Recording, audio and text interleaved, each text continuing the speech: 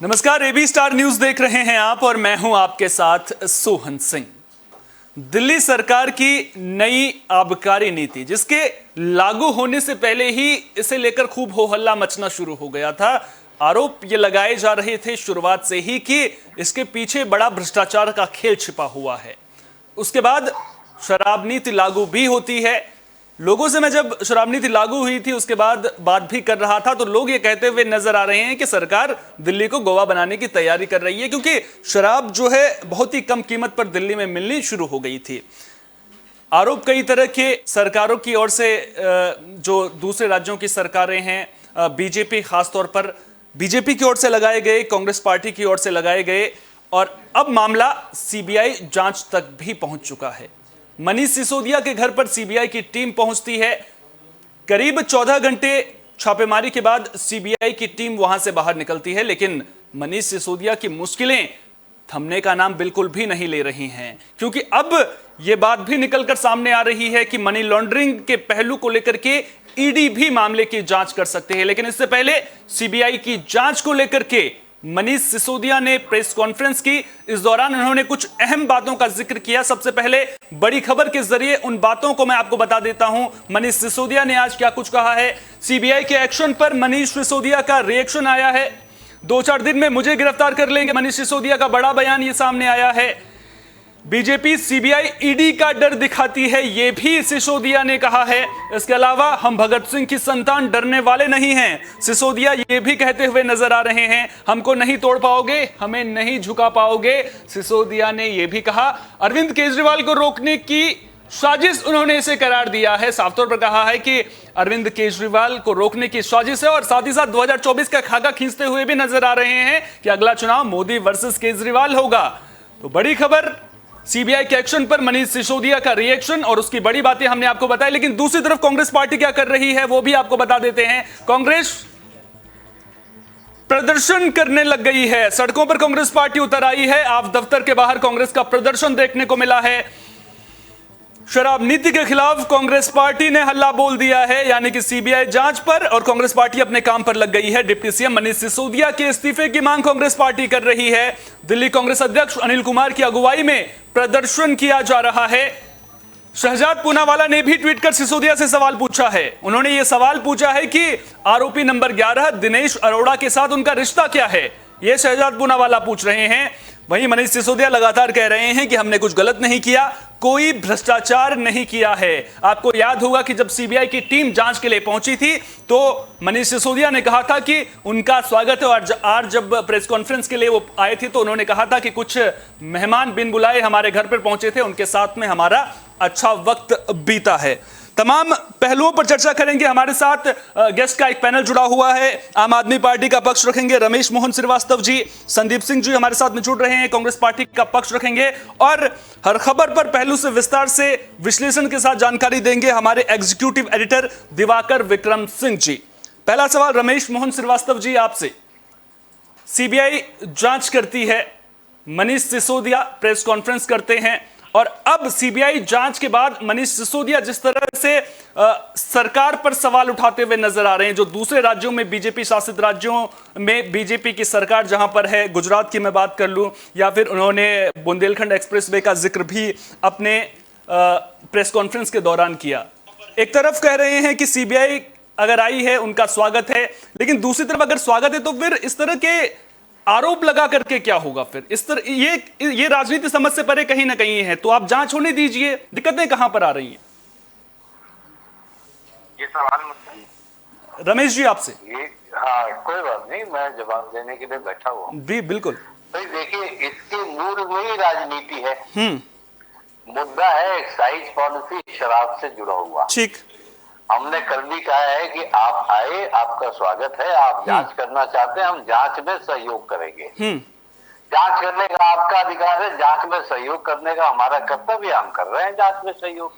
लेकिन अगर किसी के खिलाफ राजनीतिक दुर्भावनावश जांच की जाए तो उसे उसका विरोध करने का हक तो होना चाहिए।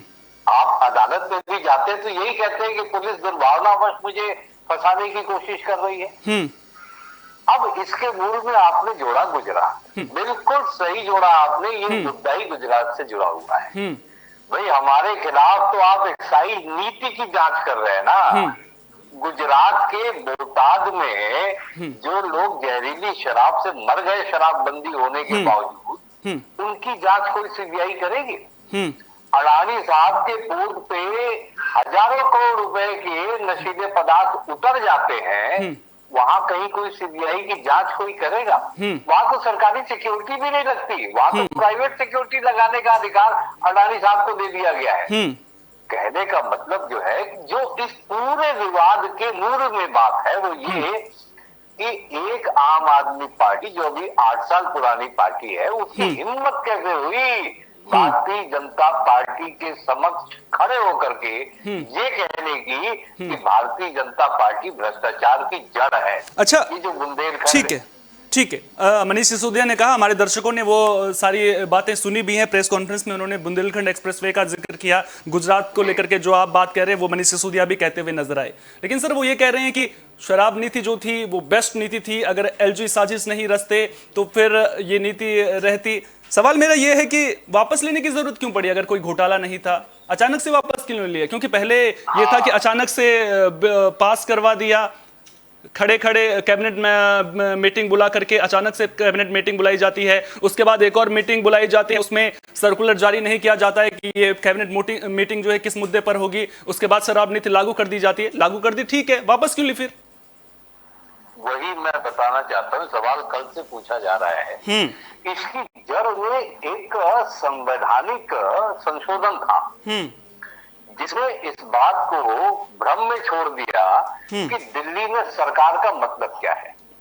अच्छा भाई हमारा कहना है कि अगर लोकतांत्रिक प्रक्रिया में भरोसा करते हैं तो चुनी हुई सरकार दिल्ली की सरकार है और एलजी साहब को दिल्ली सरकार के मंत्रिमंडल की सहायता और सलाह पर काम करना चाहिए। ठीक है, ये सुप्रीम कोर्ट की स्टेटेड पोजीशन थी। बाद में फैसला है कि नहीं साहब, सरकार का मतलब जो अभी इन्होंने केंद्र सरकार ने अमेंडमेंट किया कि सरकार का मतलब ही दिल्ली में एलजी है। तो ये केंद्र सरकार का जो भ्रम है इंफीरियरिटी कॉम्प्लेक्स का कि दिल्ली की सरकार को इतना बांध के रखो कि अब उनके ऊपर एलजी को बैठा दिया। इसके बाद क्या हुआ आप देखिए, बड़ा रोचक रहा ये। मार्च में संशोधन हुआ और उसके बाद ही एलजी साहब अपनी भूमिका में आ गए। एक बात तो तय है कि एलजी साहब का जो अपॉइंटमेंट है वो केंद्र सरकार ने किया है। ठीक। उसके बाद एलजी साहब अपनी भूमिका, उसके पहले नहीं आए थे। आप ध्यान दें, नवंबर 2021 में पॉलिसी का ड्राफ्ट बना था, तब तक एलजी साहब की कोई भूमिका नहीं थी। उनके पुराने वाले एलजी साहब ने भी कोई ऑब्जेक्शन नहीं उठाया हुआ था। जैसे ही ये पार्लियामेंट में अमेंडमेंट हुआ दिल्ली एनसीटी एक्ट, वैसे ही एलजी साहब भूमिका में आ गए कि सरकार तुम मैं हूं। ये लोकतांत्रिक व्यवस्था पर बड़ी गहरी चोट है कि भाई चुनी हुई सरकार ही फैसला करेगी ना, और चुनी हुई सरकार की नीतियां अगर गलत है या सही है उसका फैसला जनता को करने दीजिए। एलजी साहब वहां बैठे हुए हैं, तो जो ये आपने प्रश्न पूछा ना, लागू की फिर उस दिन वापस ले ली, सर इसकी ये सवाल तो एलजी साहब से पूछा जाना चाहिए। चुनी हुई सरकार के मंत्रिमंडल ने एक फैसला किया तो एलजी साहब आपने उसको पलटवाया क्यों? क्या दबाव, कहां से आपको आदेश थे कि आपने पलटवा दिया? अच्छा, और भाजपा के नेता तो कंफ्यूज हैं। मनोज तिवारी जी कह रहे हैं कि 9,000 करोड़ का घोटाला हो गया, कोई कह रहा है इतने करोड़ का घोटाला हो गया, कोई कह रहा है 144 करोड़ हो गया। अरे सीबीआई ने जो कल एफआईआर दाखिल की है उसमें तो घोटाले की इस रकम का जिक्र ही नहीं है। वो कह रहे 1 करोड़ का हुआ है मामला। अब आप सोचिए कि ये तो ठीक वैसा ही मामला है कि जैसे कहा जाए कि भाई वो चोरी करके ले गया, इतना चोरी करके ले गया पता नहीं, और बाद में पता चला वो तो वहां बैठ करके कीर्तन करने आया था। तो मतलब एक निर्दोष आदमी को जो कि जनता की भलाई के लिए सारे काम करते चले जा रहे हैं, उनको किसी तरह से घेर करके फंसाओ। अच्छा, तो जो चीफ सेक्रेटरी की जो रिपोर्ट है उस पर क्या कहेंगे? एक सवाल का जवाब तो दीजिए। एक सेंटेंस, हमारे जैन साहब को 3 महीने से जेल में डाल रखा है, आज तक कोई सबूत पेश कर पाए ये अदालत में? आज तक ये भी नहीं कह पाए कि वो आरोपी है। बस पीएमएलए के एक प्रोविजन का फायदा उठा के उनको जेल में डाल रखा है अनिश्चित काल के लिए। ठीक है।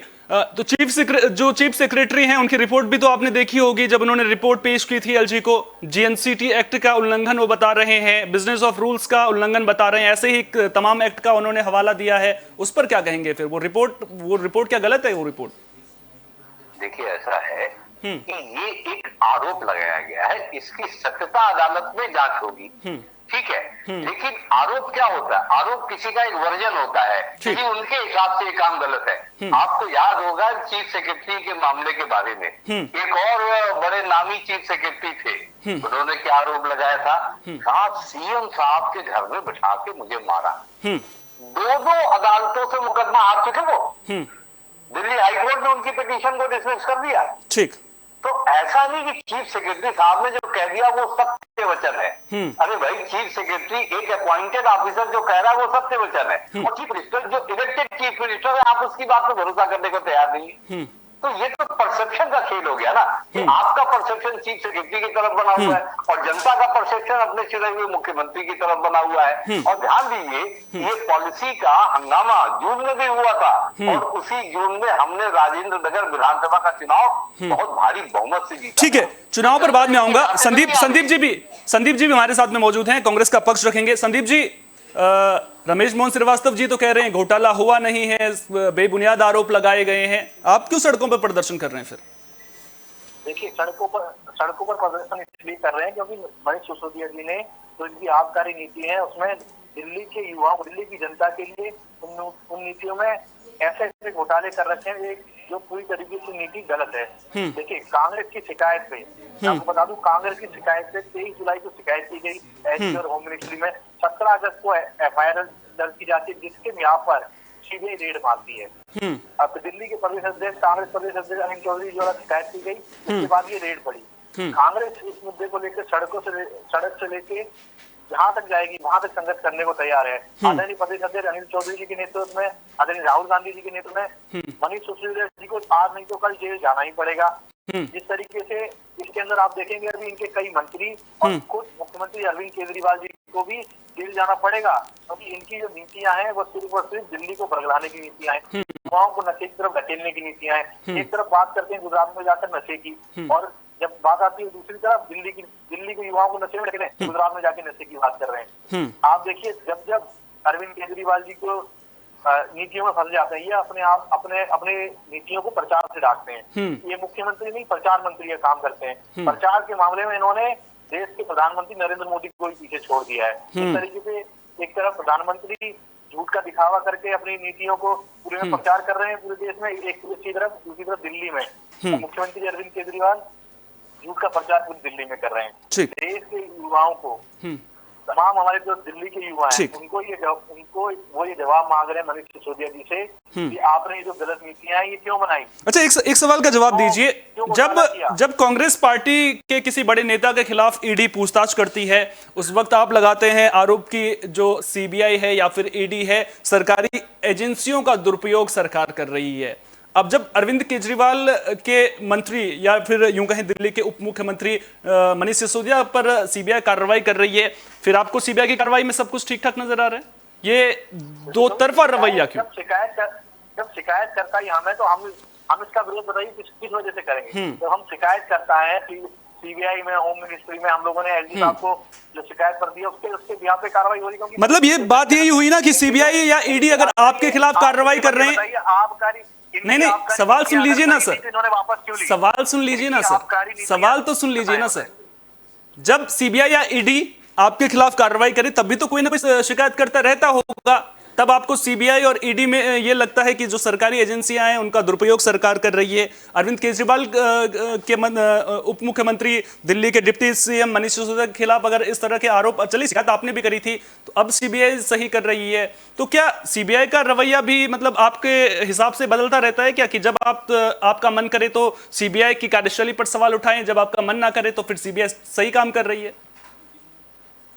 देखिए, जिस तरीके से मैंने आपको बताया, जब राहुल गांधी जी पर ईडी की रेड हुई, सोनिया गांधी जी पर ईडी की रेड हुई, तो तमाम जो संवैधानिक संस्था है, नरेंद्र मोदी जी तो चाहती है सिर्फ गांधी परिवार को किस तरीके से खत्म किया जा सके। अच्छा। कांग्रेस मुक्त भारत का सपना देख रही है नरेंद्र मोदी सरकार, लेकिन कभी ये सपना नरेंद्र मोदी का पूरा होने वाला नहीं है। अच्छा। सिर्फ और सिर्फ अरविंद केजरीवाल और नरेंद्र मोदी जी मिलके इस देश को बरगलाने का काम कर रहे हैं। अच्छा। जब सच की नीतियों पर बात होती है, जब मुद्दों पर बात होती है, तो ये लोग धर्म की बात, हिंदू मुस्लिम की बात, तमाम ऐसे मुद्दे हैं जिन पर बरकरार देश को बरकरार का काम करती है। महंगाई पर चर्चा नहीं करेंगे, बेरोजगारी पर चर्चा नहीं करेंगे, उत्पीड़न पर चर्चा नहीं करेंगे, महिला उत्पीड़न पर चर्चा नहीं करेंगे, लेकिन चर्चा करेंगे हिंदू मुस्लिम पर, मंदिर मस्जिद पर। ठीक है, अभी बिल्किस बानों पर है, कोई केजरीवाल जी का मुंह नहीं खुल रहा है बिल्किस बानों केस पर, लेकिन तमाम ऐसे मुद्दे अपने मंत्री को अभी तक, मनीष सिसोदिया को इस्तीफा अभी तक क्यों नहीं लिया? अरविंद केजरीवाल भी मनीष सिसोदिया का इस्तीफा लें।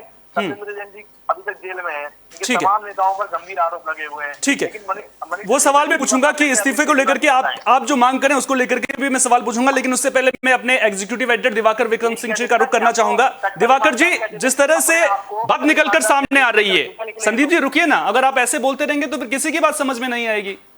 दिवाकर जी, अभी तक जो परसेप्शन मुझे समझ में आ रहा है, मनीष सिसोदिया की प्रेस कॉन्फ्रेंस होती है, सिसोदिया कहते हैं कि जो चुनाव होगा वो 2024 में मोदी वर्सेस केजरीवाल होगा, केजरीवाल को रोकने की यह साजिश बीजेपी की ओर से की जा रही है। कांग्रेस नेता से जब मैं सवाल पूछता हूं तो वो कहते हैं कि राहुल गांधी को रोकने की साजिश रची जा रही है, प्रियंका गांधी को रोकने की साजिश रची जा रही है, कांग्रेस मुक्त भारत का सपना बीजेपी देख रही है, सीबीआई कार्रवाई करती है, ईडी कार्रवाई करती है।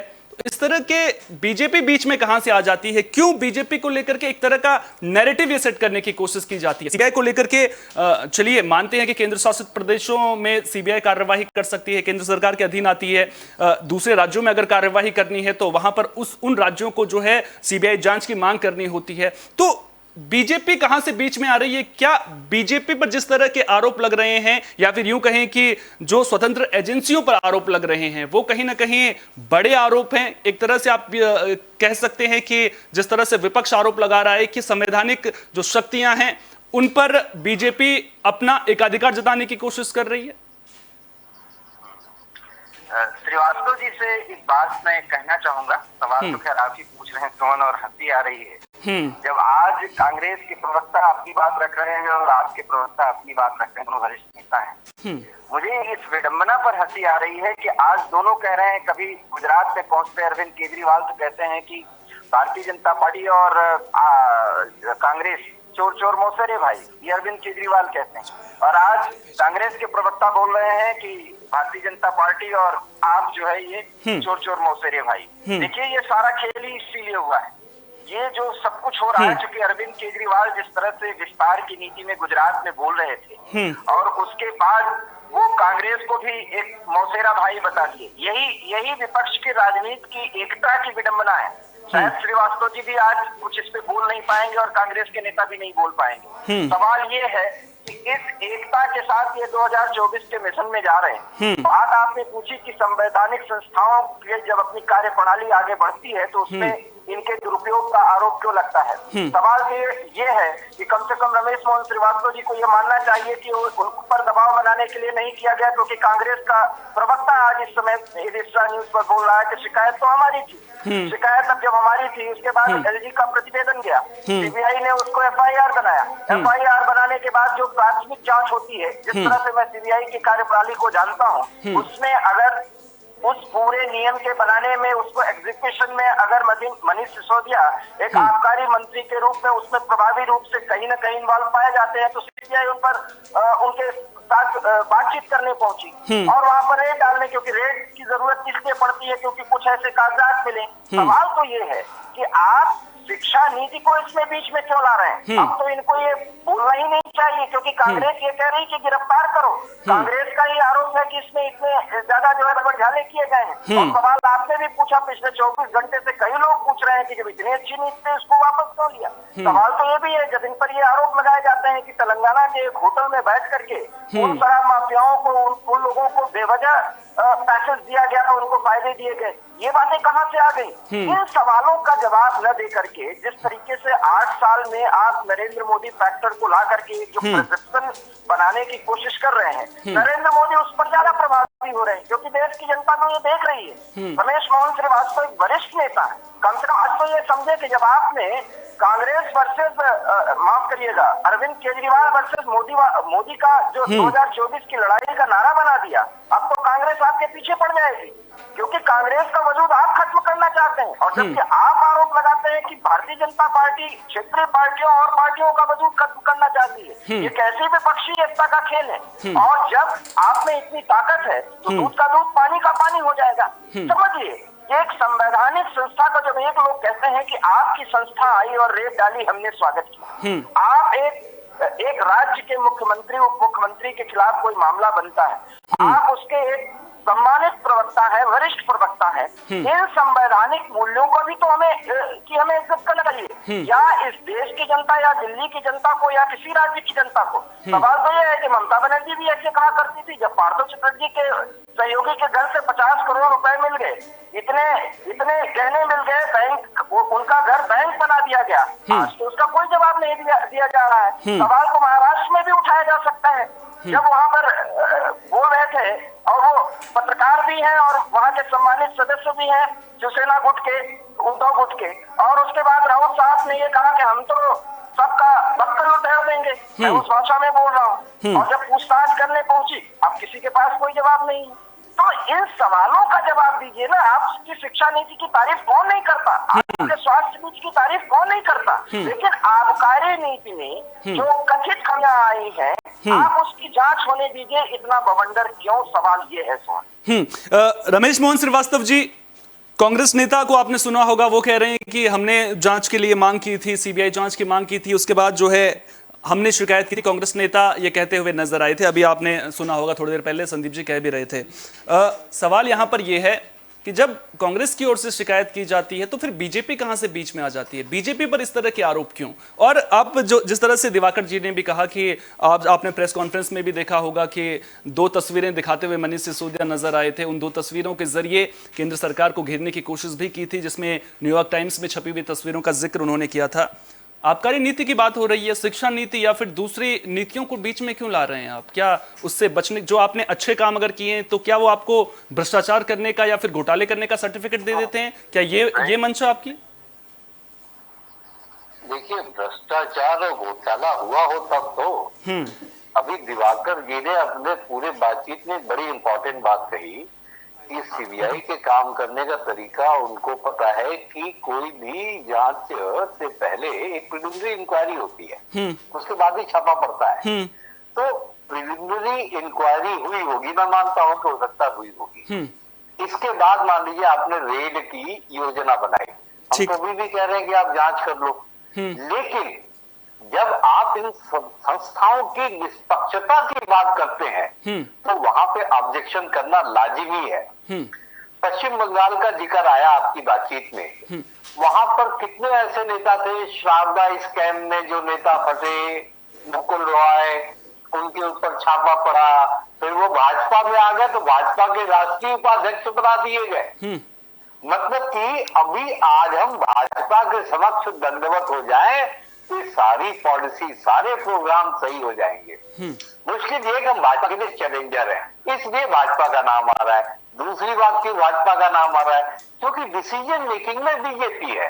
हो सकता है कांग्रेस ने शिकायत की हो, और मैं अनिल चौधरी जी की भी प्रेस कॉन्फ्रेंस देख रहा था जिसमें उन्होंने इसका क्रेडिट लिया कि शिकायत उन्होंने की थी। इस समय डिसीजन कौन ले रहा है? डिसीजन तो सीबीआई रिपोर्ट किसको करती है? गृह मंत्रालय को करती है। बिल्कुल। तो डिसीजन तो वहीं से हो रहा है, इसलिए बीजेपी का नाम आ रहा है। और तीसरा न्यूयॉर्क टाइम्स का, भाई शिक्षा नीति, स्वास्थ्य की नीति की तारीफ हो रही है, बहुत अच्छी बात है, लेकिन मामला कहाँ है कि अब ये और आगे ना बढ़ने पाए। सत्ता संभालते ही पंजाब में 3 महीने के भीतर 75 मोहल्ला क्लिनिक खोल दिया हमने। अब गुजरात में भी हम यही एजेंडा लेकर के जा रहे हैं। क्या गुजरात के लोगों को स्वास्थ्य सुविधाएं नहीं चाहिए? क्या गुजरात के लोगों को फ्री बिजली नहीं चाहिए? क्या गुजरात में गरीब जनता नहीं रहती? अरे गुजरात का फर्जी मॉडल जो विदेशी मेहमानों के आने पे शामियाने के पीछे छिपाया जाता है, अहमदाबाद में सड़कों के किनारे तंबू लगा के गरीबी छिपाई जाती है, वो अगर जनता के सामने आ रही है, इस फर्जी मॉडल के विकास की पोल खुल रही है। ठीक है, इस पर मैं बाद में आऊंगा। पहले दिल्ली की आबकारी नीति को लेकर के आपसे कुछ सवाल मैं पूछना चाहूंगा। दरअसल 32 जोन में दिल्ली को बांटा गया था, उसके बाद जो बदलाव आए हैं, आपने देखा होगा कि 700-800 के करीब जो है लाइसेंस दिए गए। ऐसे में जो छोटे वेंडर्स हैं, क्योंकि आपने कोर्ट में जब ये मामला था तो वकील भी ये कहते हुए नजर आ रहे थे कि थोक कीमतों का पता है लेकिन किस दर पर शराब बिक रही है, इसके बारे में कुछ कह नहीं सकते। मार्केट रेट पर जो है वो शराब उस हिसाब से तय हो रही है। तो नई शराब नीति लागू करके आप करना क्या चाहते थे? दिल्ली को गोवा बनाने की बातें लगातार सामने आ रही थी। क्या आप चाहते थे कि शराब लोग ज्यादा पिएं? इस तरह के आरोपी गौतम गंभीर ने भी आप पर लगाए थे। तो शराब को इतना बढ़ावा देने की जरूरत क्या थी, वो मैं आपसे समझना चाहूंगा। क्या शराब के अलावा आपके पास रेवेन्यू के लिए दूसरे सोर्सेज नहीं हो सकते थे? शराब में क्या आप पूरी दिल्ली को धकेल देना चाहते थे, जिस तरह के आरोप कांग्रेस पार्टी भी और बीजेपी भी लगातार आप पर लगा रही है? तो शराब नीति को लेकर के आपने इस तरह के बदलाव करने की जरूरत क्यों समझी कि शराब अगर सस्ती बेचेंगे तो ज्यादा लोग पिएंगे, लेकिन अगर ज्यादा लोग पिएंगे तो उसके नुकसान भी तो है ना। रेवेन्यू तो चलिए अपनी जगह पर है, उसके अलावा अनुराग ठाकुर भी सवाल पूछ रहे हैं, 8,000 करोड़ का घोटाला जो कमी है वो कैसे हो गया, रेवेन्यू कम कैसे हो गया? इन सवालों पर क्या कहेंगे आप? ये आप अभी पूछ रहे थे, गौतम गंभीर साहब ने कुछ आरोप लगाए हैं। ये है कौन?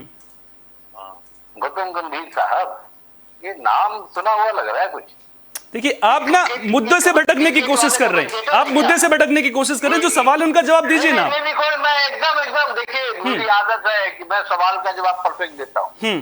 मतलब गौतम गंभीर साहब जो कभी कभी राजनीति में मुआयना करने आ जाते हैं, बाकी टाइम तो क्रिकेट के मैदान में रहते हैं। और ये आप अभी केंद्रीय मंत्री ठाकुर साहब का जिक्र कर रहे थे, ये वही है ना जो गोली मारो वाला नारा लगाने वाले केंद्रीय मंत्री हैं। ऐसे लोगों की बातों को आप इतना गंभीरता से ले रहे हैं। एनीवे, आप गंभीर पत्रकार हैं, लेकिन कम से कम गंभीर व्यक्तियों की ही बातों को गंभीरता से ली। सर, मेरे व्यक्तियों पर मत जाइए सर, आप सवाल सुनिए ना, सवाल का जवाब दीजिए ना। अब मैं पॉलिसी पे आता हूँ। आपने कहा दुकानें खोल रहे हैं बहुत ज्यादा। भाई साहब, पॉलिसी को ढंग से पढ़ लीजिए। 849 दुकानें पहले थी, हर वार्ड में 2 दुकानें खोलने के लिए परमिशन दी गई थी। 272 वार्ड उस वक्त थे। आप खुद गणित का हिसाब लगा के देख लीजिए, 849 से ऊपर दुकानें नहीं आएंगी। तो पहली बात तो ये कि जो दुकानें पहले से स्थित थी उससे एक भी दुकान ज्यादा खोलने की नीति नहीं बनी। तो अब जो आप कह रहे हैं कि गोवा बना दे, कि जगह जगह शराब बिकवा दे, ये तो बात अपने आप गलत हो गई। आप मेरे सवाल का आशय आप समझे नहीं। मेरे सवाल का आशय ये था कि जिस तरह से, बिल्कुल मैंने ये भी कहा था, आपने सुना होगा कि 700-800 के करीब आपने लाइसेंस दिए, आपने ये बात भी सुनी होगी उसमें। सवाल मेरा ये था, सवाल सुन लीजिए पहले, कि जिस रेट पर शराब मिल रही है, क्या शराब की वजह से आपको नहीं लगता कि उससे पारिवारिक कलह बढ़ेगी? क्योंकि कांग्रेस पार्टी लगातार जब ये नीति शुरू नहीं हुई थी तब से ही इसका विरोध कर रही है। बड़ी बड़ी बातें होती हैं, लेकिन जब क्या शराब को बढ़ावा देना, क्योंकि और अगर आप शराब को बढ़ावा दे रहे हैं, चलिए ठीक है, मान लिया मैंने कि आप शराब को बढ़ावा दे रहे हैं, छोटे वेंडर्स का क्या होगा सर? छोटे वेंडर्स तो इतनी कम दरों पर शराब बेच ही नहीं पा रहे हैं, छोटे वेंडर्स तो दुकानें बंद कर चुके हैं अपनी, उनका क्या होगा? रोजगार की भी तो बात आती है ना फिर सामने। देखिए, आप कई मुद्दों को जो मिक्स कर रहे हैं, उसमें एक मुद्दा दूसरे का जवाब देता हुआ नजर आ रहा है। बताइए। एक तरफ तो आप कह रहे हैं कि शराब को बढ़ावा दे रहे हैं आप, दूसरी तरफ आपको चिंता है कि जो छोटे वेंडर्स की दुकानें बंद हो गई उनका क्या होगा। तो दोनों मुद्दों को एक दूसरे के मिरर इमेज बना के खड़ा करेंगे तो जवाब अपने आप मिल रहा है। मैं ये कहना चाहता हूँ, दाम की बात पे कहना चाहता हूँ। मैं यहाँ दिल्ली में लक्ष्मी नगर एरिया में रहता हूँ। यहाँ से गाजियाबाद का बॉर्डर मुश्किल से 3-4 किलोमीटर दूर है। ठीक। हमें ये खबरें मिलती थी कि वही लोग सस्ती शराब खरीदने के लिए ये कौशाम्बी बॉर्डर पे चले जाते, गाजियाबाद बॉर्डर पे चले जाते, नगर बॉर्डर पे चले जाते। अच्छा। देखिए, दिल्ली की स्थिति थोड़ी सी यूनिक है। बगल में गुड़गांव है, बगल में फरीदाबाद है, बगल में ही गाजियाबाद, नोएडा है। तो यहाँ के दामों को ध्यान में रखते हुए भी हमें अपने दाम निर्धारित करने पड़ते। दूसरी बात, अब आप कहेंगे कि पीने की उम्र घटा दी, बार का टाइम बढ़ा दिया, आप ये भी कहेंगे। आपको ध्यान है कि हरियाणा में पीने की उम्र कितनी है और बार का टाइम सुबह के 3 बजे तक का है। तो अगर हम ये सुविधाएं मान लीजिए नहीं देंगे तो लोग आधे घंटे में गुड़गांव पहुंच जाएंगे, आधे घंटे में नोएडा पहुंच जाएंगे, आधे घंटे में गाजियाबाद पहुंच जाएंगे। दूसरी बात यह है कि शराब पीना एक बुरी आदत है, इसमें कहीं कोई दो राय नहीं है। अब आप जो कंसंट्रेशन की बात कर रहे हैं कि इक्विटेबल डिस्ट्रीब्यूशन, जो कर मनीष जी ने भी कहा, जब दुकानें एक एरिया में ज्यादा हो और दूसरे एरिया में कम हो, तो जो दूसरे एरिया का ग्राहक है वो उस एरिया में जाएगा जहां दुकानें ज्यादा है। इससे क्या होगा? दुकानों की भीड़ बढ़ेगी और उसमें कभी कभी वायलेंस की घटनाएं भी होती थी, इसलिए हमने इक्विटेबल डिस्ट्रीब्यूशन किया, भाई हर वार्ड में 2 खोल दो, तो ज्यादा नहीं किया, इक्विटेबल डिस्ट्रीब्यूशन किया। इसकी जो तारीफ होनी चाहिए कि हमने दुकानों पे शाम को होने वाली भीड़ को कम कर। ठीक है, संदीप जी हमारे साथ जुड़े हुए। संदीप जी कुछ कहना चाहते हैं? संदीप जी अपनी बात रखिए, उसके बाद मैं आपसे सवाल लूंगा। हेलो जी संदीप जी बोलिए। मैं तो ये कहना चाहूंगा कि अब यह बताइए, इतना बड़ा कांड चल रहा है, मनीष सिसोदिया की एफआईआर हो गई है, घर में सीबीआई की रेड पड़ चुकी है, उसके बावजूद भी पहले इस्तीफा तो दूर की बात, अभी भी तमाम ऐसी दुकानें हैं, बीमारपुर चले जाइए, इनके यहाँ लक्ष्मी नगर चले जाइए, नगरी चले, नॉर्थ ईस्ट दिल्ली में डबल मिल रही है, अभी भी एक से एक मिल रही है। तमाम गलियों में देखिए आप, जगह जगह पर जो नए ठेके खुले जो बंद हुए थे, इनके एक उसके बाद आज फिर खुल चुके हैं वो। आज इन 6 दिनों में फिर से वो खुल गए, अभी भी एक से एक करके लोग जो भी इनकी नीति है उससे मिल रही है, अभी भी इसी बननी है। ये सत्ता के जो है ना, सत्ता का नशा, सत्ता का घमंड, वो भी केजरीवाल का चूर होना बाकी है। अभी जब मनीष सिसोदिया जेल जाएंगे, अरविंद केजरीवाल जेल जाएंगे, तमाम इनके मंत्री और विधायक पहले ही जेल जा चुके हैं, लेकिन इन्हें ये समझ में नहीं आ रहा है कि, और इन्होंने बात किया कि विपक्ष की एकजुटता, जो दिवाकर साहब भी बात कर रहे थे कि विपक्ष की एकजुटता, वो विपक्ष तो जब एकजुटता, अरविंद केजरीवाल जी का विपक्ष में एकजुटता कोई मतलब नहीं। जिस संघ के एजेंडे पे भारतीय जनता पार्टी काम कर रही है, उसी संघ के एजेंडे पे अरविंद केजरीवाल जी काम कर रहे हैं, और बिल्कुल जिस मानसिकता के साथ भारतीय जनता पार्टी काम कर रही है, उसी मानसिकता के साथ अरविंद केजरीवाल जी भी काम कर रहे हैं। गाँव में ऐसी नीतियां हैं, देखिए जब जुबेर की बात आई, जब बिल्कुल बानों की बात आती है, तब पिछड़ों की बात आती है, तो केजरीवाल जी खामोश रहते हैं। भारतीय जनता पार्टी अत्याचार करती है, वहाँ केजरीवाल जी खामोश रहते हैं। रमेश जी आपने सुना संदीप जी क्या कह रहे हैं? क्यों मिल रही है? जवाब ले लेता हूं मैं, रमेश जी से जवाब ले लेता हूं। संदीप जी जवाब ले लेता हूं मैं। रमेश जी जवाब दीजिए। अभी नीतियां समझ नहीं है भाई, वो विपक्षी एकता की बात कर रहे हैं। 2019 के चुनाव में हमने कांग्रेस के साथ लोकसभा में गठबंधन करने का प्रयास किया, कांग्रेस ने तो एकदम मना कर दिया। तो आज कांग्रेस किस मुंह से कह सकती विपक्षी एकता, विपक्षी एकता, विपक्षी एकता? एक पार्टी जिसमें कोई नए विचारों की जगह ही नहीं रह गई है, किसी नए विचार की जगह नहीं रह गई है। आज आप राज्यों की स्थिति देखें, कांग्रेस बड़े दलों के पीछे चलने को मजबूर है, तैयार है। उन बड़े दलों में आप हैं ना? उत्तर प्रदेश को देख लें, उन बड़े दलों में आप हैं? यही हो रहा है। अरे उन बड़े दलों में आप हैं ना?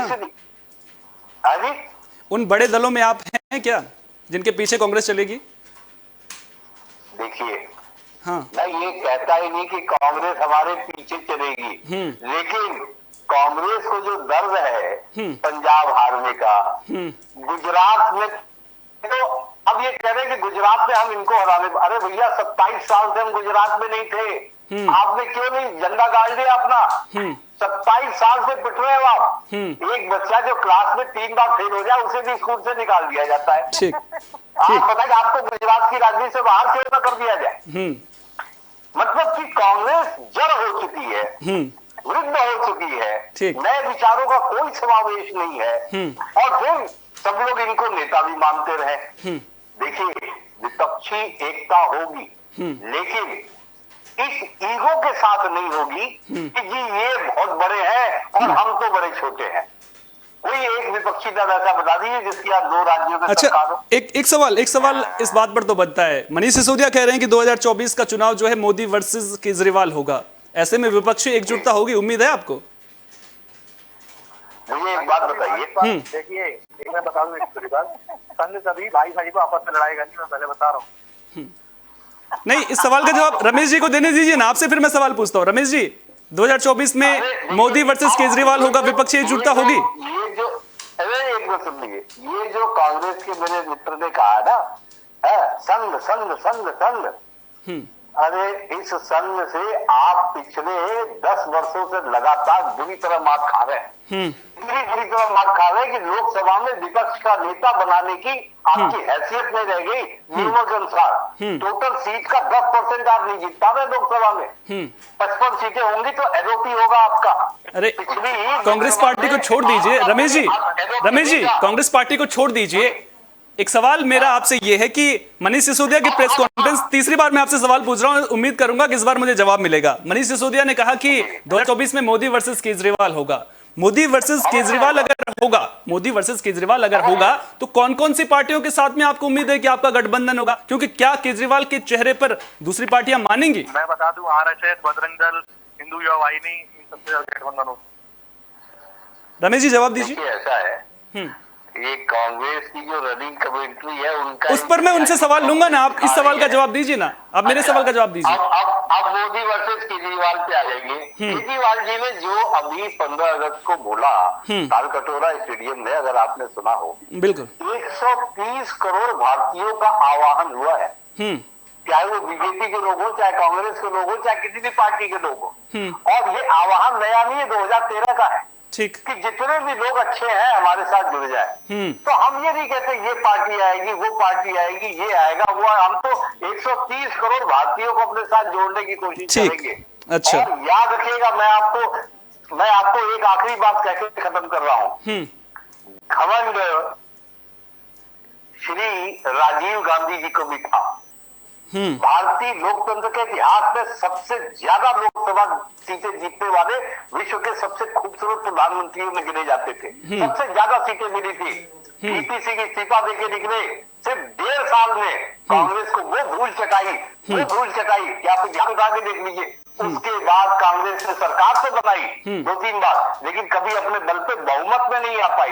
उसके बाद कांग्रेस घटती चली गई। चलिए ठीक है, ऐतिहासिक मैंडेट के बावजूद ठीक है, इसलिए किसी नेता के छोटे कद की हंसी मत उड़ाइए। ठीक है, जब राजनीतिक करवट बदलने कोई ठिकाना नहीं होता। ठीक है। आपने कांग्रेस पार्टी को लेकर के तमाम बातें कही। अब कांग्रेस पार्टी के नेता संदीप हमारे साथ मौजूद हैं। संदीप जी, आम आदमी पार्टी तो कांग्रेस पार्टी को कहीं आंकी नहीं रही है, पुराने रिकॉर्ड आपके दिखा रहे हैं कि आप तो कहीं पर सामने लड़ाई में है ही नहीं। जिस तरह से आप मोर्चा खोल रहे हैं, घेराबंदी करने की कोशिश जरूर कर रहे हैं, लेकिन लड़ेंगे कैसे? विपक्षी एकजुटता की बात अगर होती है, ममता बनर्जी अपना मोर्चा बना रही हैं, अरविंद केजरीवाल अपना बना रहे हैं, आप किसके साथ हैं? हाँ, इन्होंने संजय सिंह जी ने कल किया कि मोदी वर्सेस केजरीवाल होगा, और पूरा 130 करोड़ जनता को एक मिस कॉल नंबर दिया है, उस पर कॉल करेगी और पूरा देश केजरीवाल के साथ एक दूसरे के बता रहे हैं चलेगा, ऐसे कुछ आया है। लेकिन मैं बता दूं कि मैंने भी उस पर एक रिव्यू करके पोस्ट किया, ट्विटर पर छोटा सा अकाउंट मेरा भी वेरीफाइड, तो मैंने भी उसे पोस्ट किया कि मैंने कहा देखिए, जो संघ का एजेंडा है वो कभी संघ अपने दोनों सगे भाइयों को आपस में नहीं लड़ाएगा। अच्छा। संघ कभी अपने भाई को आपस में नहीं लड़ा सकता। और जब आप कह रहे हैं कि इनका विपक्ष ये किसके साथ समझौता करेंगे, इनका गठबंधन किससे होगा, क्योंकि आम आदमी पार्टी गठबंधन होगा, दलों से नहीं होगा, संगठनों से होगा। आरएसएस से होगा, बजरंग दल से होगा, हिंदू युवा वाहिनी से होगा, हिंदू राष्ट्र दल से होगा। ऐसे लोगों के साथ आम आदमी पार्टी का भी गठबंधन होगा, जिनका भारतीय जनता पार्टी के साथ गठबंधन है। गाँव में से छोटे, और इन्होंने बात की घमंड। अब राजीव गांधी जी के घमंड की बात करते हैं। मैं बता दूं, जो 63 सीटों का घमंड है ना, ये भी जल्दी चूर होगा। 67 सीट पहले से, ये भी घमंडी है। बड़े बड़े प्रचार झंडा लेके भारत माता की, ये भी एक घमंडी है, जल्दी चूर होगा। देखिए, आप बड़े भारत माता की जय बोलने में किस बात का घमंड है? वो तो हमारा गर्व है। आपकी इसी में मैं आते जाऊँ, भारत माता की जय बोलने में दिक्कत क्या, मैं बता दूं। एक तरफ भारत माता की जय दिल्ली को 2 भागों में बांट दिया, एक नॉर्थ ईस्ट दिल्ली और एक बाकी पूरी दिल्ली। नॉर्थ ईस्ट दिल्ली में क्या है, झुग्गी झोपड़ी, गंदी नालियां, गंदी सड़कें, टूटी हुई सड़कें, गरीब मजदूर रिक्शा खींच रहा है, उनके लिए बिजली नहीं। यहाँ बिजली, वहाँ बिजली नहीं है, जो 24 घंटे बिजली, अब 3-3 घंटे बिजली चली जाती है, किसी को कोई फर्क नहीं पड़ता। आदमी रिक्शा खींच के आ रहा है और उसी गर्मी में सो रहा है। ये है भारत माता की जय। उस भारत माता की जय तो जब आप झुग्गी झोपड़ी में जाके देखेंगे ना, तो वही भारत माता, वहाँ वही भारत माता के जो सपूत हैं, जो बच्चे हैं, वो उसी गर्मी में सो रहे हैं। यहाँ केजरीवाल जी का कोई ध्यान नहीं है। ठीक है, दिल्ली में आज भी वही बदहाल स्थिति है जो ये दिखाना नहीं चाहते। कोई बाहर से डेलीगेशन आता है, हिम्मत तो नॉर्थ ईस्ट दिल्ली के स्कूल दिखा दें। नॉर्थ ईस्ट दिल्ली के स्कूल आज भी उसी तो कहते हैं खराब व्यवस्था है। कई ऐसे स्कूल है जहाँ पर साइंस साइड नहीं है, बच्चों को 20-20 किलोमीटर दूर साइंस साइड के लिए जाना पड़ रहा है। ठीक है, ठीक है। अरविंद केजरीवाल जी एक नकारा मुख्यमंत्री के रूप में साबित। ठीक है, आप दोनों ने अपनी बात रखी। दिवाकर जी हमारे साथ में बहुत देर से मौजूद हैं। दिवाकर जी, सबसे पहले तो माफी चाहूंगा कि बहुत देर से आपका रुख कर रहा हूं, क्योंकि विपक्षी एकजुटता की जो तस्वीर नजर आ रही थी वो आप भी देख रहे थे और मैं भी देख रहा था। सवाल मेरा यह है कि आपने कांग्रेस पार्टी का पक्ष भी सुना, आम आदमी पार्टी का पक्ष भी सुना, दूसरी तरफ विपक्षी एकता के लिए एकजुट होती पार्टियों का जो दम भरने की बात कही जाती है। जब नीतीश कुमार दोबारा शपथ ले रहे थे मुख्यमंत्री पद की, तो विपक्षी पार्टियों से एकजुटता का आह्वान करते हुए नजर आ रहे थे और अब वो भी चेहरा बनने की कोशिश करते हुए नजर आ रहे हैं। विपक्षी एकजुटता की बात कई बार कई मंचों से होती हुई नजर आती है। कई बार हम देखते हैं कि तस्वीरें ऐसी भी सामने आती हैं जब विपक्षी पार्टियों के नेता एक साथ हाथ लहराते हुए, हाथों में हाथ लेकर के खड़े नजर आते हैं। मोदी सरकार के खिलाफ मोर्चा तो सबने खोल रखा है, लेकिन चेहरा कौन होगा उसकी राजनीति अभी भी देखने को मिल रही है। आपने खुद ही आज सुना दोनों नेताओं को, कांग्रेस पार्टी के नेता और आम आदमी पार्टी के नेता क्या कह रहे हैं। 2024 में बीजेपी की राह, भले ही ये सारी पार्टियां बीजेपी के खिलाफ लामबंद होती हुई नजर आ रही हैं, आसान बना रही हैं ये लड़ाइयां जो चूहे बिल्ली का खेल चल रहा है विपक्ष में आपस में। सोहन, सबसे पहली बात तो मैं ये कहूंगा कि पूरे कन्वर्सेशन में जितने देर तक आपने ये संचालित किया, मुझे इतना बढ़िया ये डिबेट लग रहा है कि मैं तो संदीप जी और श्रीवास्तव जी को ही सुनना चाहता हूँ। मैं बोलूंगा तो हो सकता है कि भारतीय जनता पार्टी का प्रवक्ता कह दिया जाऊं। सवाल तो ये है कि भारतीय जनता पार्टी ने गेम कर दिया है और गेम भारतीय जनता पार्टी ने जीत लिया, जो मैं बराबर बोलता हूँ। 2024 का जो इलेक्शन है वो ये जो इन कुनबा परस्त नेताओं की जो गलतफहमी है कि वो मोदी के विजय रथ को रोक देंगे, ये एक हिम्मत ममता दीदी दिखा पाई थी और ममता दीदी के ताकत पर भी भरोसा किया जा सकता है। और मैंने ये बात बराबर कही। ये बात राहुल गांधी को बहुत ज्यादा चुभ रही है, आप समझ लीजिए सोहन। और आज ही, अब तो कम से कम हम 3-4 दिन 10 दिन से ये बात बोल रहे थे और शायद आप लोग भी अब मान जाए कि ये सारी लड़ाई की जो जड़ है, कांग्रेस खुन्नस खाए क्यों बैठी है, क्योंकि अरविंद केजरीवाल का मिशन गुजरात प्रभावी है। और गुजरात में जाकर के जब वो भारतीय जनता पार्टी और कांग्रेस को चोर चोर मौसेरा भाई कहते हैं और ये कहते हैं कि अब गुजरात की जनता हमारे साथ है, गुजरात में क्या होगा ये तो चुनाव में पता चल जाएगा।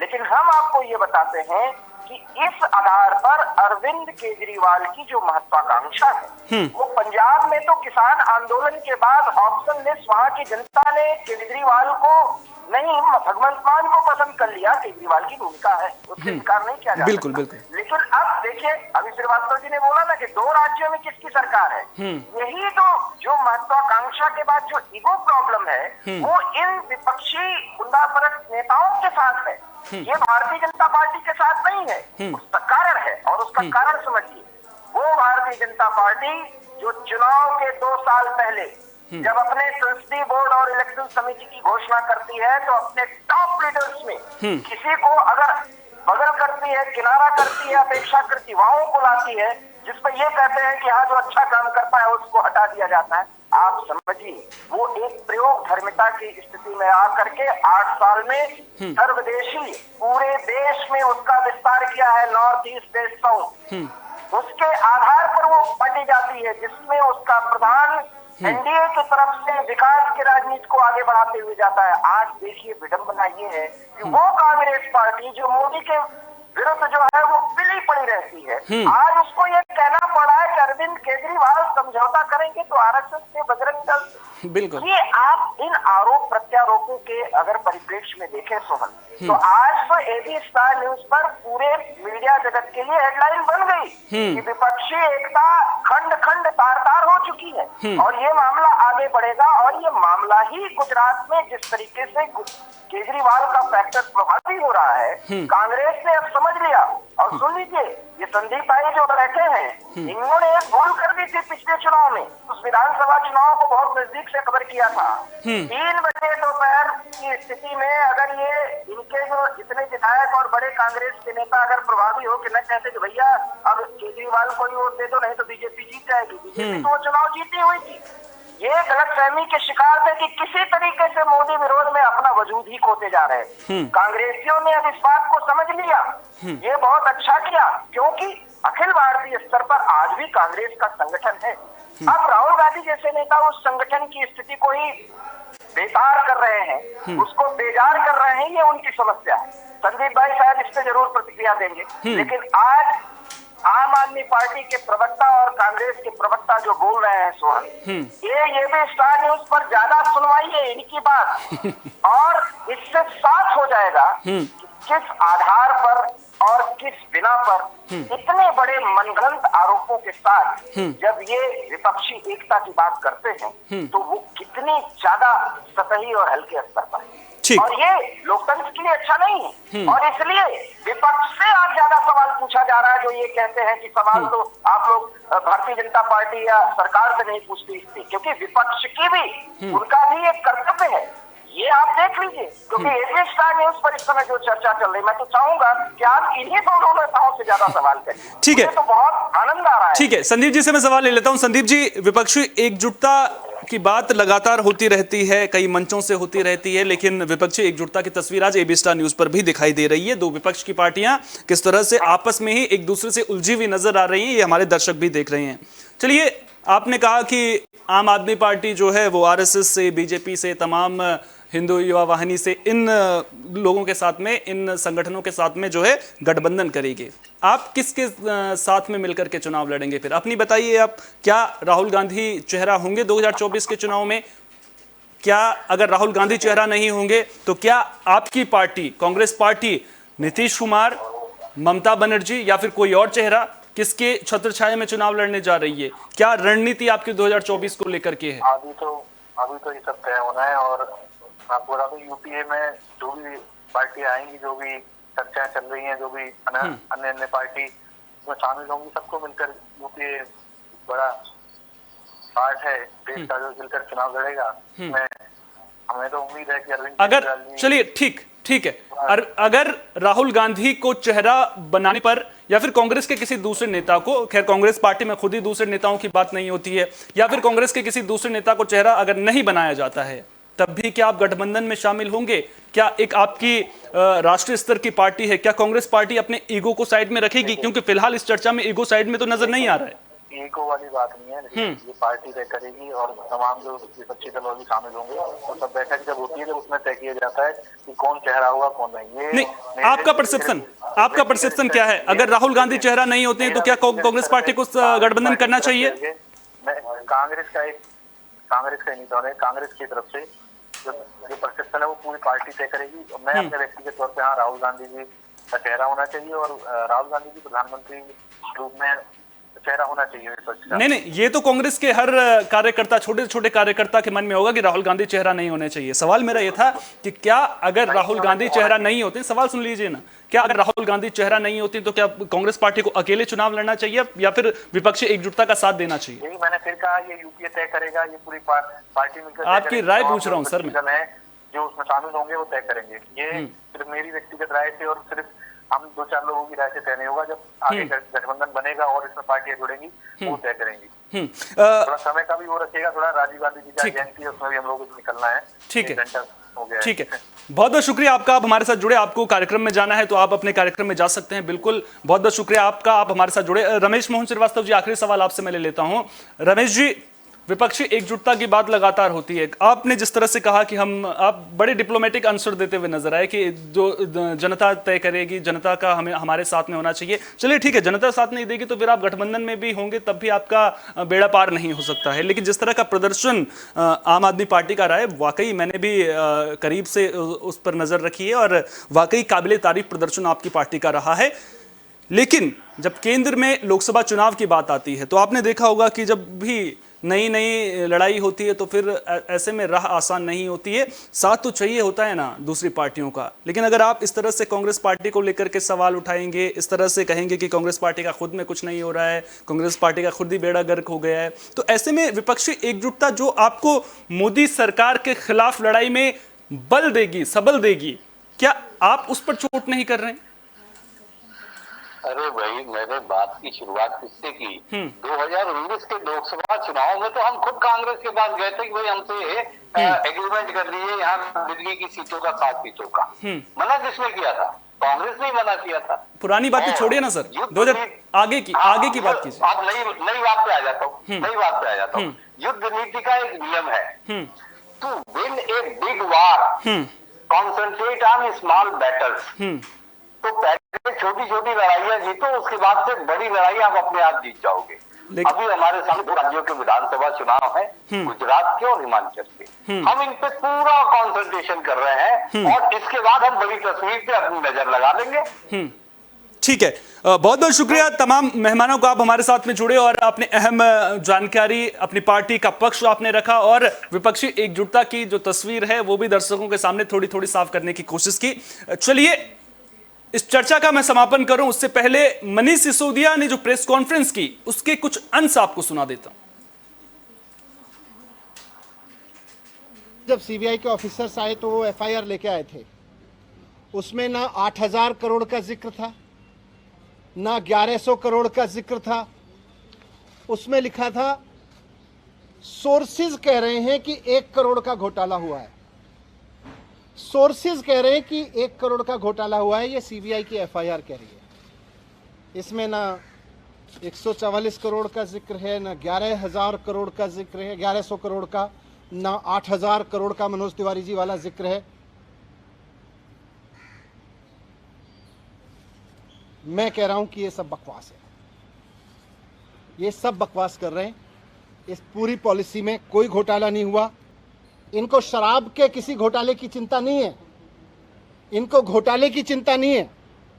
अगर इनको शराब के घोटाले की चिंता होती तो गुजरात में हर साल 10,000 करोड़ रुपए की एक्साइज चोरी होती है। अगर शराब की एक्साइज की चोरी की अगर चिंता इनको होती, एक्साइज के घोटाले की इनको चिंता होती, तो आज ये सीबीआई का पूरा हेडक्वार्टर गुजरात में शिफ्ट करा देते 10,000 करोड़ का घोटाला रोकने के लिए। और यही लोग करवा रहे हैं, जो लोग सीबीआई को इंस्ट्रक्शंस दे रहे हैं ना, यही लोग गुजरात में 10,000 करोड़ रुपए की एक्साइज की चोरी कर रहे हैं। लेकिन इनको घोटाले की चिंता नहीं है, शराब की एक्साइज की पॉलिसी में हो रही चोरी की किसी की चिंता नहीं है, क्योंकि गुजरात में 10,000 करोड़ की चोरी हो रही है। वहां सीबीआई नहीं भेजते। अगर घोटाले की चिंता होती तो ईडी का दफ्तर वहां खुल जाता, ईडी का पूरा हेडक्वार्टर वहां शिफ्ट हो जाता। शराब या एक्साइज की चोरी इनकी परेशानी है ही नहीं, इनकी परेशानी है अरविंद केजरीवाल। इनकी परेशानी है कि अरविंद केजरीवाल जिस तरह से अब पूरे देश में एक काम करने वाले ईमानदार नेता के रूप में पहचान बनाते जा रहे हैं और पूरे देश के लोग अब उनको पसंद करने लगे हैं, इनकी परेशानी ये है। और पंजाब के बाद तो पूरे देश में अरविंद केजरीवाल जी को एक राष्ट्रीय विकल्प के रूप में देखा जाने लगा है, इनकी परेशानी ये है। आपके सामने कहना चाहता हूं कि 2024 का चुनाव आम आदमी party versus Bharatiya Janata party होने जा रहा है। अब तक लोग पूछते थे कि मोदी वर्सेस हु, अब पूरे देश में माहौल बन रहा है कि मोदी जी नहीं चाहिए, अरविंद केजरीवाल जी को एक मौका देना है, एक मौका अरविंद केजरीवाल जी को देना है। अब ये बात पूरे देश से गूंजने लगी है, पूरा देश आज अरविंद केजरीवाल जी के साथ चल रहा है, इसलिए मोदी जी आज रोकना चाहते हैं। आज से 3-4 दिन के अंदर, हो सकता है आज कल परसों में, कभी भी ये सीबीआई ईडी भेज के मुझे भी गिरफ्तार कर लेंगे, कई सारे और आप नेताओं को भी गिरफ्तार कर लेंगे। लेकिन मैं कहना चाहता हूं कि हम भगत सिंह के फॉलोअर हैं, हम अपने आप को भगत सिंह की संतान मानते हैं। हम डरने वाले नहीं हैं तुम्हारी सीबीआई से, तुम्हारी ईडी से, तुम्हारे पैसे के आगे बिकने वाले नहीं हैं। हमको नहीं तोड़ पाओगे तुम, हमको नहीं झुका पाओगे। आज मैं कह रहा हूं, हम देश के लिए जान भी कुर्बान करेंगे, हम देश के लिए जेल भी जाएंगे। तो मनीष सिसोदिया को आपने सुना कि किस तरह से तमाम सफाई देते हुए वो नजर आए। उन्होंने अपना पक्ष रखने की कोशिश की और साफ तौर पर कहा कि जो सभी आरोप लगाए जा रहे हैं वो आरोप बकवास हैं। इससे पहले आपने चर्चा में भी सुना होगा कि किस तरह से विपक्षी एकजुटता की तस्वीर भी थोड़ी बहुत साफ होती हुई नजर आई कि जब आपस में ही अंदर खाने चूहे बिल्ली की लड़ाई चल रही है, तो फिर ऐसे में मोदी सरकार से मुकाबला, बीजेपी से मुकाबला आखिर विपक्ष कैसे करेगा? यह सवाल अभी भी जस का तस बना हुआ है। क्या विपक्ष को अपनी रणनीति को और धार देने की जरूरत नहीं है? लेकिन दिल्ली की अगर बात करें तो दिल्ली में भ्रष्टाचार वर्सेस कट्टर ईमानदार सरकार देखने को मिल रहा है और यह मुद्दा फिलहाल थमता हुआ नजर नहीं आ रहा है, क्योंकि जिस तरह से मनीष सिसोदिया कह रहे हैं कि अब आने वाले कुछ दिनों में उनकी गिरफ्तारी भी हो सकती है।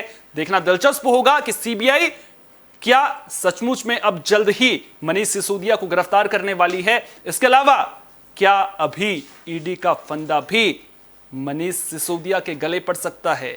क्या ईडी के फेर में भी मनीष सिसोदिया फंसेंगे? तमाम खबरों पर रहेगी हमारी नजर। देश और दुनिया की तमाम अहम खबरों के लिए बने रहिए AB स्टार न्यूज के साथ, क्योंकि यहां पर खबरों का सिलसिला कभी नहीं थमता।